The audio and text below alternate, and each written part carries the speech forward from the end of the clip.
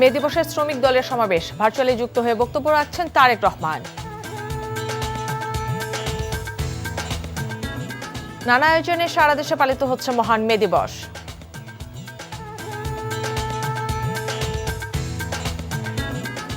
চট্টগ্রামে ফুটবল খেলতে গিয়ে পাহাড় ধসে 2 শিশুর মৃত্যু, আহত 2 জন। কুষ্টিয়া, ব্রাহ্মণবাড়িয়া, নড়াইল, চাঁদপুরে বোরোর বাম্পার ফলন, রেকর্ড উৎপাদনের আশা কৃষকদের।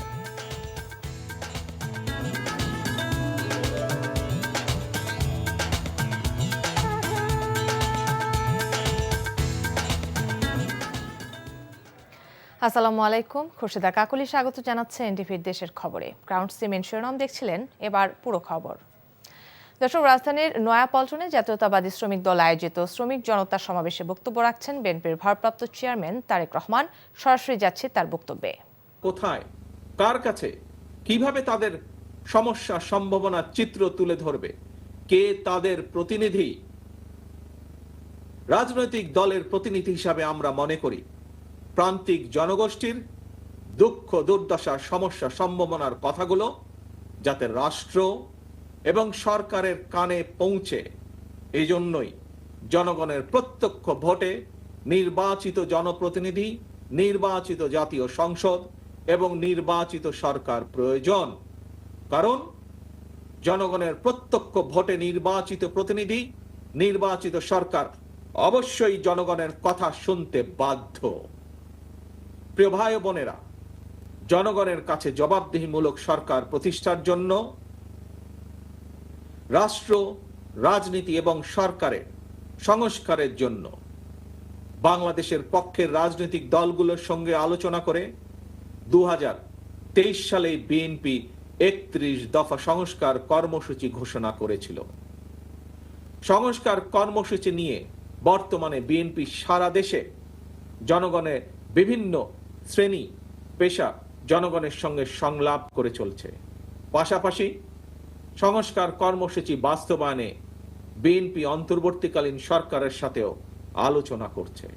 কারণ রাষ্ট্র রাজনীতির গুণগত পরিবর্তনের জন্য যেমন সংস্কার প্রয়োজন, একইভাবে জনগণের রাজনৈতিক ক্ষমতা নিশ্চিত করার জন্য, জনগণের ভোটের অধিকার প্রতিষ্ঠার জন্য প্রয়োজন নির্বাচন।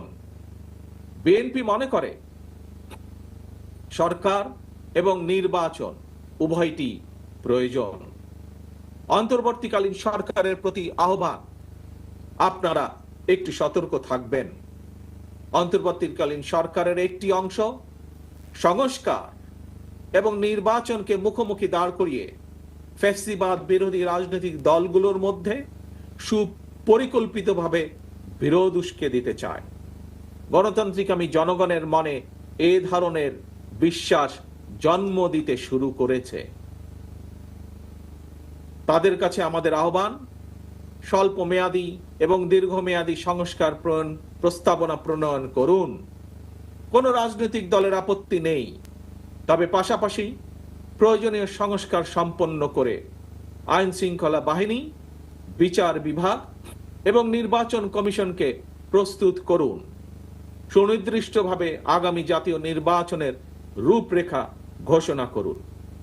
অন্তর্বর্তীকালীন সরকারের কর্মপরিকল্পনায় পথনকশা গণতান্ত্রিকামী জনগণের সামনে সুস্পষ্ট থাকলে জনমনে সন্দেহ, সংশয় কেটে যাবে। প্রিয় দেশবাসী, ফ্যাসিবাদ মুক্ত বাংলাদেশে জনগণের ভোটে জনগণের কাছে জবাবদিহিমূলক সরকার প্রতিষ্ঠার জন্যই বিএনপি সহ বাংলাদেশের গণতান্ত্রিক রাজনৈতিক দলগুলো অন্তর্বর্তীকালীন সরকারকে নিঃশর্ত সমর্থন দেওয়া অব্যাহত রেখেছে। তবে গণতান্ত্রিকামী জনগণ মনে করে অন্তর্বর্তীকালীন সরকারের প্রতি অনির্দিষ্টকালের জন্য সমর্থন অব্যাহত রাখা যৌক্তিক নয়। পলাতক স্বৈরাচার দেশে আর যেন মাথাচাড়া দিয়ে ওঠার সুযোগ না পায়, এজন্যই জনগণের কাছে জবাবদিহিমূলক সরকার প্রতিষ্ঠা অত্যন্ত জরুরি।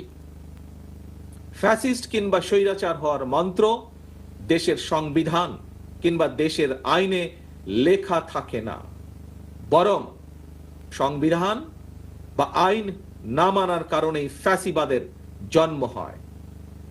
একজন ব্যক্তি বা গোষ্ঠী যখন থেকে নিজেকে কিংবা নিজেদেরকে একমাত্র অনিবার্য অপরিহার্য মনে করে, জনগণের উপর একক সিদ্ধান্ত চাপিয়ে দিতে শুরু করে, তখন থেকেই ফ্যাসিবাদের যাত্রা শুরু হয়।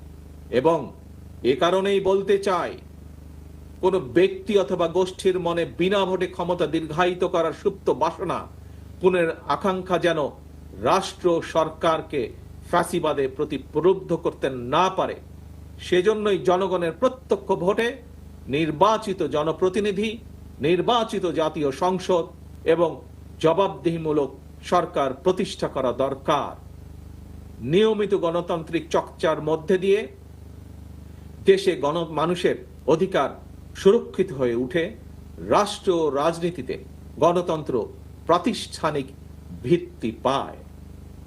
প্রিয় ভাই বোনেরা, জনগণের সরাসরি ভোটের মাধ্যমেই দেশের সরকার গঠিত হয়, সরকারের পরিবর্তন ঘটে, এটি বিশ্বের গণতান্ত্রিক রীতি।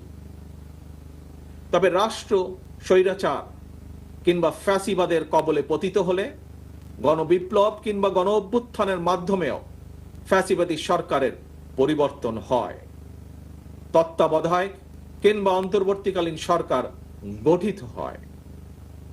এ ধরনের বিশেষ পরিস্থিতির সরকার অবৈধ নয়, তবে এ ধরনের বিশেষ পরিস্থিতির সরকার কখনোই জনগণের সরাসরি ভোটে নির্বাচিত সরকারের বিকল্প নয় এবং বিকল্প হতে পারে না। প্রিয় দেশবাসী, এবার আরো একটি গুরুত্বপূর্ণ বিষয়ের দিকে আপনাদের দৃষ্টি আকর্ষণ করতে চাই। আভ্যন্তরীণ যুদ্ধে লিপ্ত মিয়ানমারের রাখাইনে মানবিক সাহায্য পৌঁছানোর জন্য বাংলাদেশকে করিডোর হিসাবে ব্যবহারের অনুমতি দেওয়ার ব্যাপারে অন্তর্বর্তীকালীন সরকার নাকি নীতিগতভাবে সিদ্ধান্ত নিয়েছে। দেশের স্বাধীনতা সার্বভৌমত্বের সঙ্গে জড়িত এমন একটি স্পর্শকাতর বিষয় সিদ্ধান্ত নেওয়ার ক্ষেত্রে অন্তর্বর্তীকালীন সরকার কিন্তু জনগণকে জানায়নি, এমনকি জনগণের প্রতিনিধিত্বকারী রাজনৈতিক দলগুলোর সঙ্গেও কোনোই আলোচনা করার প্রয়োজন বোধ করেনি। দেশের জনগণকে না জানিয়ে অন্তর্বর্তীকালীন সরকার এ ধরনের সিদ্ধান্ত নিতে পারে কিনা কিংবা নেওয়া উচিত কিনা, এই মুহূর্তে সেই বিতর্ক আমি তুলতে চাই না। তবে দেশের স্বাধীনতা প্রিয় জনগণের কে মনে করে করিডোর, স্বাধীনতা প্রিয় জনগণ মনে করে করিডোর দেওয়া না দেওয়ার বিষয় সিদ্ধান্ত আসতে হবে জনগণের কাছ থেকে। সিদ্ধান্ত আসতে হবে জনগণের প্রত্যক্ষ ভোটে নির্বাচিত জাতীয় সংসদের মাধ্যমে। এই ধরনের পরিস্থিতিতে গণতান্ত্রিক বিশ্বের দেশে দেশে এটাই নিয়ম, এটাই রীতি। আমাদের বক্তব্য স্পষ্ট, বিদেশিদের স্বার্থ রক্ষার স্বার্থে নয়, অন্তর্বর্তীকালীন সরকারকে সবার আগে দেশের জনগণের স্বার্থ নিশ্চিত করতে হবে। কারণ মিয়ানমার, ভারত, পাকিস্তান কিংবা অন্য কোনো দেশ নয়, সবার আগে বাংলাদেশ। এটিই হতে হবে আমাদের, এটিই হতে হবে আমাদের একমাত্র লক্ষ্য।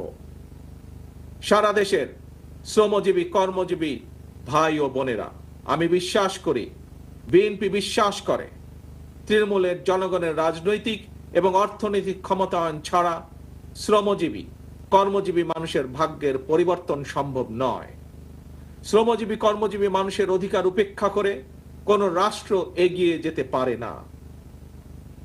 শ্রমজীবী কর্মজীবী মানুষের শ্রম, ঘাম, মেধার উপর নির্ভর করে একটি দেশের উন্নয়ন এবং অর্থনীতির শক্তিশালী ভিত্তি রচিত হয়। প্রিয় দেশবাসী, 1971 সালের অর্জিত মুক্তিযুদ্ধের বাংলাদেশ, 75 সালের 7ই নভেম্বরের আধিপত্যবাদ এবং তাবেদার মুক্ত বাংলাদেশ, 90-এর স্বৈরাচার মুক্ত বাংলাদেশ, 2024-এর 5ই আগস্টের ফ্যাসিবাদ মুক্ত বাংলাদেশ। দেশের ইতিহাসের প্রতিটি বাঁকে জনগণের একটি সুমহান আকাঙ্ক্ষা। কি সেটি? সেটি হচ্ছে একটি বৈষম্যহীন, নিরাপদ, মানবিক, গণতান্ত্রিক বাংলাদেশ বিনির্মাণ। আজকের এই বিশেষ দিনে দেশের কৃষক, শ্রমিক, মেহনতি মানুষ দল, মত, ধর্ম, বর্ণ নির্বিশেষে দেশের গণতন্ত্র প্রিয় জনগণের প্রতি আহ্বান, কোন উস্কানি কিংবা অপপ্রচারে বিভ্রান্ত হবেন না। ৭১-এর মুক্তিযুদ্ধ থেকে আজ পর্যন্ত সকল শহীদদের কাঙ্ক্ষিত বাংলাদেশ প্রতিষ্ঠার জন্য আসুন আমরা ঐক্যবদ্ধ হই, ঐক্যবদ্ধ থাকি। কারণ অনৈক্যের সুযোগ নিয়ে পরাজিত পলাতক অপশক্তি যাতে আর পুনর্বাসিত হবার সুযোগ না পায়, এই ব্যাপারে সতর্ক এবং সজাগ থাকার আহ্বান জানিয়ে কৃষক, শ্রমিক, মেহনতি মানুষ, গণতন্ত্রী কামী জনগণের সাফল্য কামনা করে আমার বক্তব্য শেষ করছি। আল্লাহ হাফেজ। বাংলাদেশ জিন্দাবাদ। বাংলাদেশ জাতীয়তাবাদী দল জিন্দাবাদ। দর্শক এতক্ষণ দেখছিলেন তারেক রহমানের বক্তব্যের অংশ। দেশের বিভিন্ন স্থানে সরকারি বেসরকারি উদ্যোগে নানা আয়োজনে পালিত হচ্ছে মহান মে দিবস। বরিশালে র্যালি ও সমাবেশ করেছে জাতীয়তাবাদী শ্রমিক দল। এতে নেতৃত্ব দেন বিএনপির সিনিয়র যুগ্ম মহাসচিব রুহুল কবির রিজভী।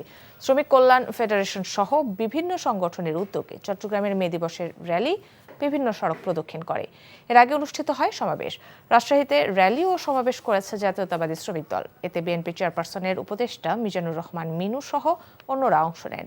জেলা প্রশাসন, বিভিন্ন রাজনৈতিক দল এবং বিভিন্ন সংগঠনের উদ্যোগে সিলেট ও খুলনায় সমাবেশ, মিছিল এবং মে দিবসের র্যালি বিভিন্ন গুরুত্বপূর্ণ সড়ক প্রদক্ষিণ করে। নাটোরে বিএনপির জাতীয় নির্বাহী কমিটির সদস্য রুহুল কুদ্দুস তালুকদার দুলুর নেতৃত্বে শ্রমিক দলের শোভাযাত্রা ও সমাবেশ অনুষ্ঠিত হয়েছে। নারায়ণগঞ্জে জেলা প্রশাসন ও বিভিন্ন সংগঠনের উদ্যোগে র্যালি, মিছিল ও আলোচনা সভা অনুষ্ঠিত হয়েছে।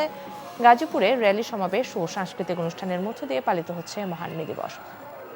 এছাড়া সাভার, কুড়িগ্রাম, ফরিদপুর, নওগাঁ সহ দেশের বিভিন্ন স্থানে পালিত হচ্ছে মহান মে দিবস। সঠিক পরিচর্যা এবং আবহাওয়া অনুকূলে থাকায় বোরো ধানের বাম্পার ফলনের স্বপ্ন দেখছেন কুষ্টিয়ার কৃষকরা।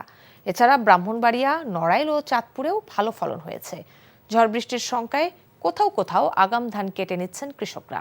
আহমেদ শরীফের ডেস্ক রিপোর্ট। কুষ্টিয়ায় বিস্তীর্ণ মাঠ জুড়ে এখন সবুজের সমাহার। অনুকূল আবহাওয়া, উন্নত ধানের বীজ, সময়মতো সার ও পানি সরবরাহ পাওয়ায় এবার বোরো ধানের বাম্পার ফলনের স্বপ্ন বলছেন জেলার ধান চাষিরা। আর 2 থেকে 3 সপ্তাহ পরে ধান কাটা শুরু হবে। এই বোরো ধান কৃষকের ঘরে উঠলে চালের বাজারের ঊর্ধ্বগতি কিছুটা হলেও নিম্নমুখী হবে বলছেন তারা। গ্রামের লোকজন কিনে খাচ্ছে অনেক বেশি দাম, তো অবশ্যই চালের বাজার কমবে। ধান যদি ভালো সুষ্ঠুভাবে ওঠে, শিল বৃষ্টি যদি আল্লাহ না দেয়, ইনশাল্লাহ আমাদের ধানে কৃষকও বাঁচবে এবং সাধারণ জনগণও বাঁচবে। ব্রাহ্মণবাড়িয়ায় বোরো ধানের বাম্পার ফলন হয়েছে। নতুন জাতের সম্প্রসারণ হওয়ায় এবার উৎপাদনের লক্ষ্যমাত্রা ছাড়িয়ে যাবে বলে আশা করছে কৃষি বিভাগ। হাওরের জমিগুলো থেকে দ্রুত ধান কাটার নির্দেশনা থাকায় জেলায় প্রায় 30 ভাগ ফসলের কর্তন সম্পন্ন হয়েছে বলে জানান কৃষি বিভাগের এই কর্মকর্তা। হাওরের জমিগুলা আমরা সাধারণত প্রাকৃতিক দুর্যোগের একটা সুযোগ সম্ভাবনা থাকে, তো আমরা এগুলা খুব দ্রুত কর্তনের নির্দেশনা দেওয়া আছে। ধানগুলা 80% পাকার সাথে সাথে দ্রুততার সাথে যাতে তুলে ফেলে। পর্যাপ্ত সার এবং কীটনাশকের পাশাপাশি সেচের জন্য ভূগর্ভস্থ পানির ঠিকমতো পাওয়ায় বিগত 10 বছরের তুলনায় এবছর নড়াইলে বোরো ধানের ভালো ফলন হয়েছে, এমনটি বলছেন এখানকার কৃষকরা। যদি আবহাওয়া পক্ষে থাকে তাহলে গ্রামে, দেশে, জেলায় এই কোনো অভাব থাকবে না। অন্যদিকে চাঁদপুরে 8 উপজেলার কৃষকরা ঝড় বৃষ্টির শঙ্কায় আগাম ধান কাটা শুরু করেছেন। ইতোমধ্যে 20 ভাগ ধান কাটা হয়েছে। এতে করে কিছুটা হলেও ক্ষতি পুষিয়ে নেওয়া যাবে বলছেন কৃষকরা। আহমেদ শরীফ, এনটিভি নিউজ ডেস্ক। খুলনা প্রকৌশল ও প্রযুক্তি বিশ্ববিদ্যালয়ের অন্তর্বর্তীকালীন উপাচার্য নিয়োগ পেয়েছেন চট্টগ্রাম প্রকৌশল ও প্রযুক্তি বিশ্ববিদ্যালয়ের পুরা কৌশল বিভাগের প্রফেসর ডক্টর মোহাম্মদ হযরত আলী। উপাচার্যের পদত্যাগে শিক্ষার্থীদের এক দফা দাবিতে বিশ্ববিদ্যালয়ের উপাচার্য প্রফেসর ডক্টর মোহাম্মদ মাসুদ ও উপ উপাচার্য প্রফেসর শেখ শরীফুল ইসলামকে দায়িত্ব থেকে অব্যাহতি দেওয়া হয়েছিল।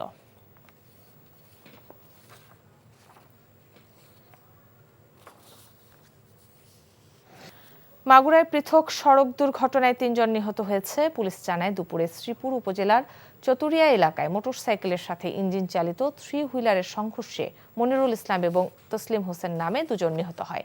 অন্যদিকে সকাল 10টার দিকে মোহাম্মদপুরের বেতুলিয়া গ্রামে ট্রাক্টরের চাপায় আবিদ নামে এক শিশু নিহত হয়েছে। ফরিদপুরে আখেরি মুনাজাতের মধ্য দিয়ে শেষ হলো জাকের পার্টির বিশ্ব ইসলামী মহাসম্মেলন ও মহাপবিত্র ফাতেহা শরীফ। বুধবার সকালে ধর্মীয় বয়ানের মধ্য দিয়ে শুরু হয় 2 দিনের এই সম্মেলন। দেশ বিদেশের বিভিন্ন স্থান থেকে অসংখ্য ধর্মপ্রাণ মুসলমান সহ হিন্দু, বৌদ্ধ, খ্রিস্টান ধর্মাবলম্বী, শান্তিকামী নারী পুরুষ ভক্তরা ইসলামী মহাসম্মেলনে উপস্থিত হন। সকালে আখেরি মুনাজাতের মধ্য দিয়ে শেষ হয় মহাসম্মেলন। দর্শক, খবর শেষ করছে যাবার আগে ক্রাউন সিমের শিরোনামগুলো আরেকবার।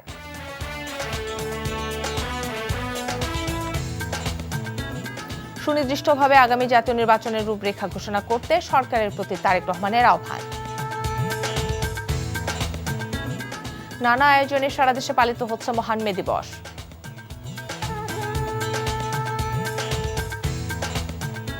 চট্টগ্রামে ফুটবল খেলতে গিয়ে পাহাড় ধসে 2 শিশুর মৃত্যু, আহত 2 জন। কুষ্টিয়া, ব্রাহ্মণবাড়িয়া, নড়াইল, চাঁদপুরে বোরোর বাম্পার ফলন, রেকর্ড উৎপাদনের আশা কৃষকদের। দর্শক, এই ছিল দেশের খবরে। এই খবরের ভিডিও সহ আপডেট জানতে ভিজিট করুন NTV অনলাইন www.ntvbt.com। এছাড়াও এনটিভির জনপ্রিয় সব অনুষ্ঠান ও খবরের আপডেট জানতে ভিজিট করুন আমাদের ইউটিউব ও ভেরিফাইড ফেসবুক পেজ। 6টায় ইভিনিং নিউজ দেখার আমন্ত্রণ রইল। ধন্যবাদ সবাইকে।